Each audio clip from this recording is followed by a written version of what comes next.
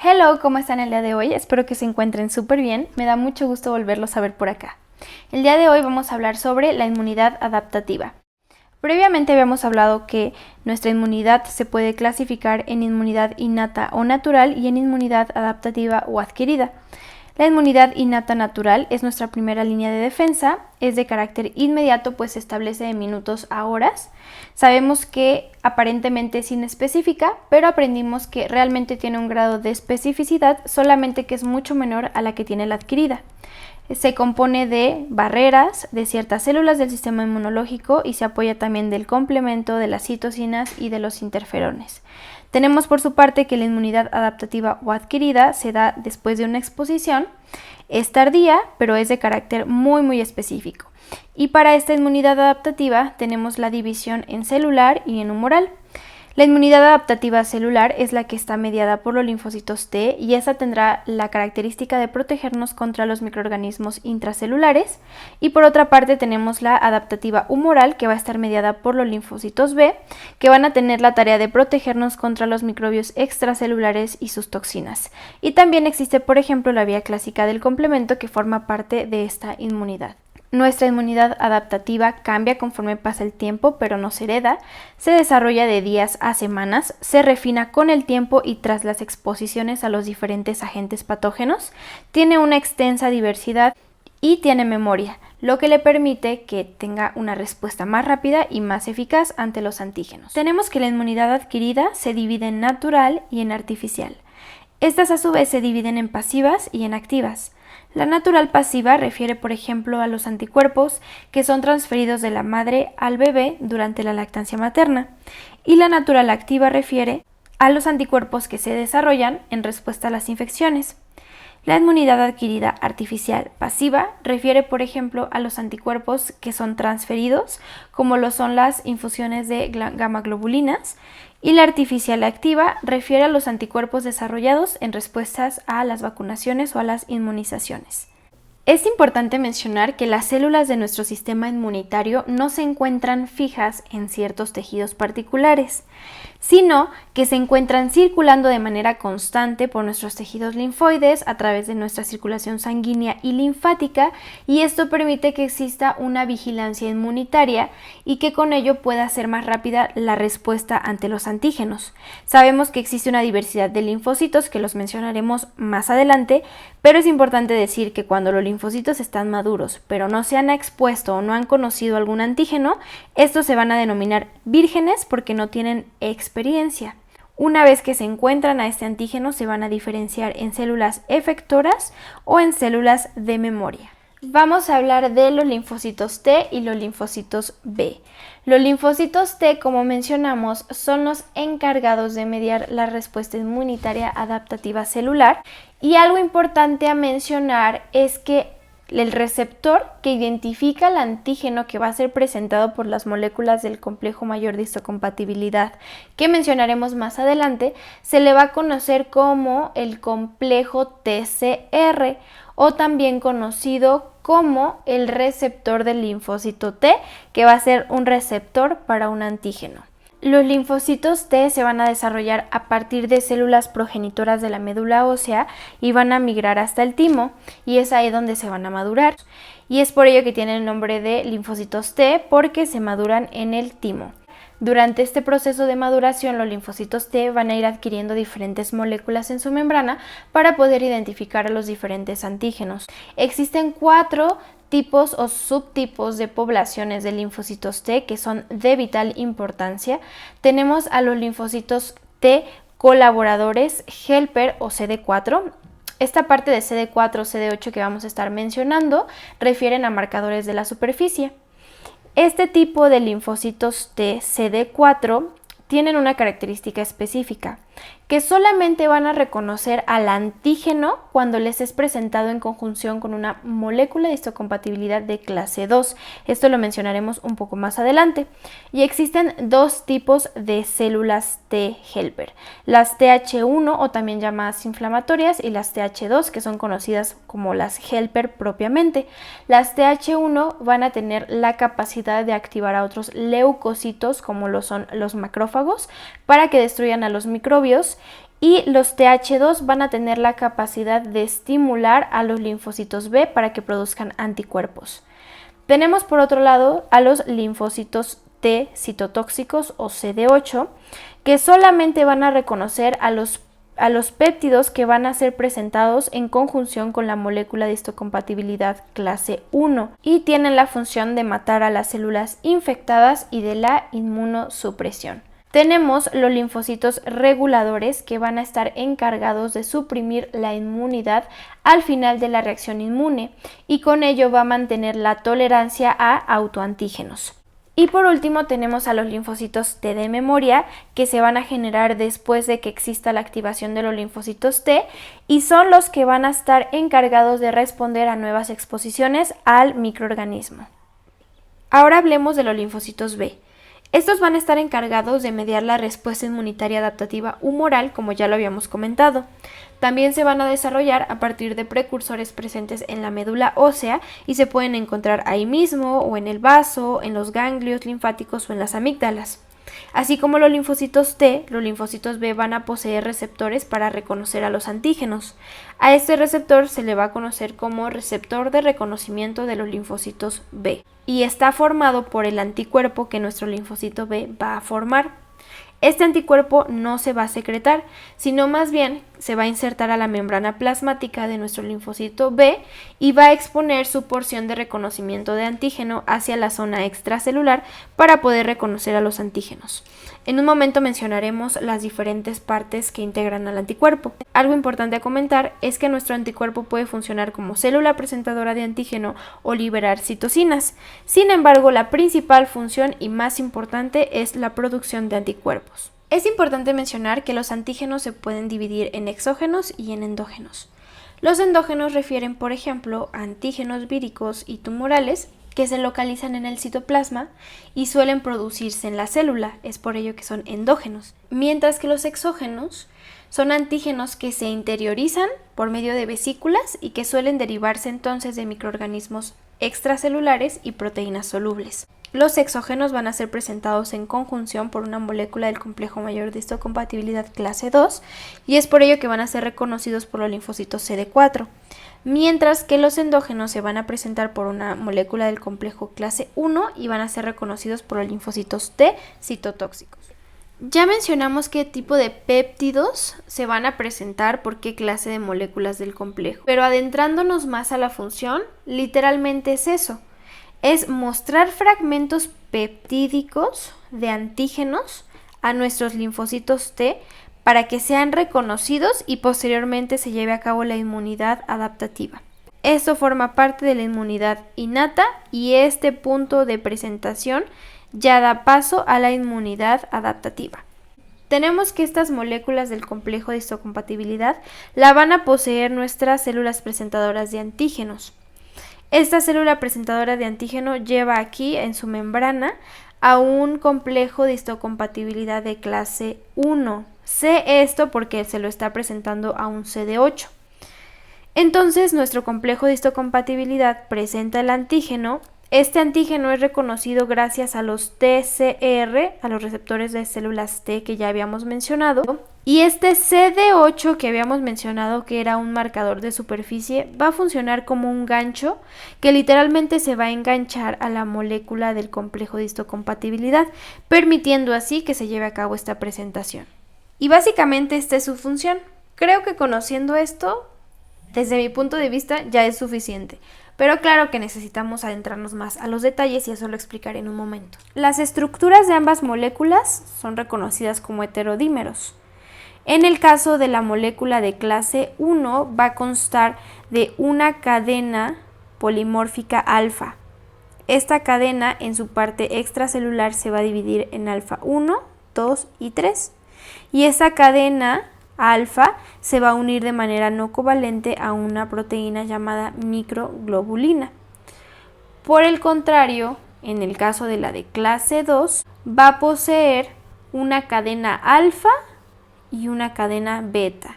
La cadena alfa en su porción extracelular va a tener el dominio alfa 1 y alfa 2 y la beta en su parte extracelular beta 1 y beta 2. Ambas van a poseer un espacio en donde se va a unir el péptido.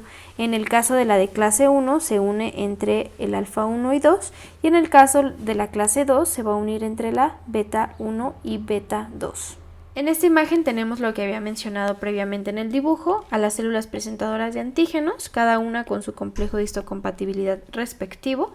En este caso tenemos al complejo de clase 2, que tiene su sitio de unión del péptido, el cual va a ser reconocido por el TSR de nuestros CD4, y este mismo CD4 va a favorecer el anclaje. En este caso tenemos a la célula presentadora de antígeno, que va a poseer el complejo de clase 1, el cual va a tener su sitio de unión y va a ser reconocido gracias al TSR, y entonces va a haber este anclaje por el CD8. Es necesario que se dé este paso porque por sí solos los linfocitos T no son capaces de identificar a los agentes extraños.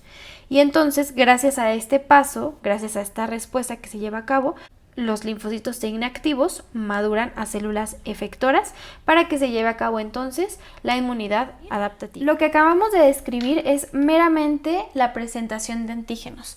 Ahora sí vamos a pasar a los mecanismos efectores de nuestra inmunidad celular. Vamos a iniciar diciendo que cuando se establece esta presentación, nuestros CD4 se pueden diferenciar a linfocitos TH1. Esta respuesta de los TH1 inducirá la respuesta inflamatoria y citotóxica. ¿A través de qué? De la secreción, por ejemplo, de interferón gamma o de ciertas interleucinas como la 2 y la 8, que va a favorecer la activación de los macrófagos para activar y mejorar su capacidad fagocítica, y que también al secretar ciertas citocinas aumenten la expresión de las moléculas del complejo mayor de histocompatibilidad clase 2. Asimismo, va a favorecer la activación de los CD8 y de los natural killer para mejorar la citotoxicidad. Es importante mencionar que los linfocitos TH1 por medio de la interleucina 3 van a ser capaces de inhibir la respuesta de los TH2, y esto porque recordemos que mencionábamos que este tipo de inmunidad pues se autorregula. Y por otra parte, cuando se da esta presentación, nuestro CD4 puede diferenciarse en TH2, y el TH2 es capaz de secretar diferentes citocinas y diferentes interleucinas para favorecer la maduración y activación de los mastocitos y eosinófilos. Esto es importante porque los TH2 son los responsables de la defensa frente a los helmintos y de las reacciones alérgicas. Y también es importante mencionar que gracias a la interleucina 3, nuestros TH2 van a inhibir la respuesta de los TH1. Entonces esto también es importante porque pues mencionamos que se regulan. Y ya como último mecanismo efector de la respuesta celular tenemos a nuestros linfocitos T citotóxicos, los cuales pues van a ser capaces de inducir la muerte de las células infectadas con microorganismos intracelulares, los cuales no pueden ser eliminados a través de la fagocitosis. Entonces, gracias a que estos CD8 tienen gránulos que van a contener proteínas perforinas y grancinas, van a ser capaces de generarle a nuestra célula infectada la muerte. Por último, abordaremos lo que es la inmunidad humoral dependiente de los linfocitos B. Sabemos que los anticuerpos, o también llamados inmunoglobulinas, son una familia de glicoproteínas producidas por los linfocitos B, que van a ser capaces de unirse de forma específica a un fragmento del antígeno. Estos van a poseer una región variable, que es el sitio de unión del antígeno, y una región constante que participa en la activación y modulación de la respuesta inmunitaria. Va a estar formada por 4 cadenas polipeptídicas, 2 cadenas ligeras y 2 cadenas pesadas. Tenemos 5 tipos de anticuerpos, que estos se van a clasificar de acuerdo al isotipo de su cadena H o su cadena pesada. Tenemos a la inmunoglobulina M, que se produce en la respuesta inmunitaria primaria, por eso es la primera que se produce. Se secretan a la circulación y activan fácilmente al sistema de complemento y actúan como opsoninas, recubriendo a los diferentes agentes extraños y facilitando su fagocitosis por los macrófagos. Tenemos a la inmunoglobulina G, que es la más abundante de todo nuestro suero, de hecho está como en un 80% en proporción. Predomina en la respuesta inmunitaria secundaria y tiene actividad antitoxina. Activan igual al sistema de complemento, tiene la capacidad de atravesar a la placenta y proteger al feto. Asimismo, tiene la capacidad de mediar la citotoxicidad celular dependiente de anticuerpo. Y bueno, indican que la infección es un proceso crónico. Tenemos la inmunoglobulina A, que esta se encuentra de un 10 a un 15% en el suero. En el caso de la inmunoglobulina M se encuentra de un 5 a un 10% en nuestro suero. Entonces la inmunoglobulina A es el anticuerpo que predomina más en las secreciones seromucosas y que constituye la defensa ante las infecciones bacterianas. Como menciono, son presentes en la saliva, en el moco, en la leche y también pues se encuentran en las mucosas y no atraviesa la placenta, pero puede transmitirse al recién nacido en el calostro. Nuestra inmunoglobulina D está presente en nuestro plasma en una cantidad muy baja, se encuentra en las mucosas y en las membranas de los linfocitos B, por lo que parece jugar un papel importante de la diferenciación linfocitaria inducida por el antígeno. Y como aquí menciona, aparecen como antenas de los linfocitos B. Y la inmunoglobulina E, que también es bastante escasa, de hecho está en -1 en porcentaje en el suero normal, aparece en la membrana de los basófilos y de los mastocitos y juegan un papel muy importante en los procesos alérgicos. Entonces su función es la de eliminar parásitos, en particular como a los helmintos o a los gusanos, y bueno, favorece como la degranulación de los mastocitos, liberando las sustancias que trae dentro como la histamina, las prostaglandinas y otros intermediarios de la respuesta inflamatoria. Estos son los que vimos en el caso de la TH2. Algo que ya habíamos mencionado es que nuestros antígenos pueden clasificarse en endógenos y en exógenos, pero algo importante que no habíamos mencionado es que pueden ser de naturaleza proteica o ser polisacáridos. Hablando rápidamente de la estructura de nuestro antígeno, la porción que va a ser reconocida por nuestro anticuerpo se va a denominar epítopo o determinante antigénico. Y el parátopo es este lugar específico donde se va a unir el anticuerpo con el antígeno. Dependiendo de la naturaleza de los antígenos, pueden o no necesitar a los linfocitos T. Los que son de naturaleza proteica no pueden inducir por sí solos la activación de los linfocitos B, sino que requieren la estimulación de los CD4. Es por ello que se les conoce como antígenos T dependientes. Por otro lado, los antígenos polisacáridos no requieren de la colaboración de los linfocitos T, sino que ellos pueden activar por sí solos a los linfocitos B. Por eso se les denomina antígenos T independientes. En esta imagen se observa la activación de los linfocitos B T dependientes, pues aquí se muestra que entra una bacteria a nuestro organismo, es reconocida por nuestro linfocito B, se hace la presentación del antígeno, nuestro CD4 se convierte en TH2 activado, se producen interleucinas como las 5 y las 6 que van a favorecer la activación y diferenciación de los linfocitos B a células plasmáticas y a células de memoria. Y bueno, los mecanismos efectores que tienen los anticuerpos para contribuir a la respuesta inmunitaria es neutralizar a los microorganismos y a sus toxinas. Su mecanismo también son la opsonización y la fagocitosis mediada por anticuerpo y activación de la vía clásica del complemento. Si les interesa conocer esto de la vía del complemento, lo pueden dejar en los comentarios. Por último, se los prometo, les presento esta imagen que nos la presentó mi maestra de inmunología en clase y de verdad es el resumen del resumen, pero a mí me ayudó mucho a fijar ciertos conceptos. Sabemos que la inmunidad innata trabaja a la par de la inmunidad adaptativa para poder producir una respuesta inmunitaria eficiente y es por ello que no trabajan de manera separadas, sino trabajan de manera conjunta. Entonces hay ciertos puntos de convergencia entre ambas inmunidades. La imagen inicia mencionándonos que un virus va a invadir a nuestro cuerpo. Este virus posee obviamente sus antígenos que nuestro macrófago va a reconocer y por ello se lo va a comer para poder internalizarlo y mostrar en su superficie estos antígenos del virus para poder alertar a las otras células. Cuando los fagocitos procesan y presentan al antígeno, que es este paso número 4, recordemos que esta presentación del antígeno se da gracias al complejo mayor de histocompatibilidad, pero cuando se da esta presentación, estos macrófagos a su vez van a secretar citocinas para inducir una respuesta linfocitaria específica y a la vez los linfocitos van a secretar, como ya lo vimos, citocinas para promover la actividad microbicida de los fagocitos. Entonces se da esta presentación, las células T se activan y generan la respuesta inmune adaptativa y envían mensajes para activar a las células B. Las células B a su vez detectan a los antígenos en el macrófago, comienzan a producir anticuerpos, el anticuerpo se pega al virus y a su vez Estos anticuerpos van a estimular la opsonización, promoviendo la actividad fagocitaria. Entonces es por ello que dice que manda mensajes a los macrófagos. Los macrófagos se comen al virus y al anticuerpo, y es así entonces como nuestro organismo está protegido gracias a nuestro sistema inmunológico. Espero que les haya gustado este video. Si es así, déjenmelo saber en la cajita de los comentarios. Si les gustó, denle like al video, compártalo, me ayudan muchísimo, y suscríbanse a nuestro canal. Y espero poder regresar a hacer videos con más regularidad porque ya los extrañaba mucho. Muchísimas gracias y que tengan un excelente día.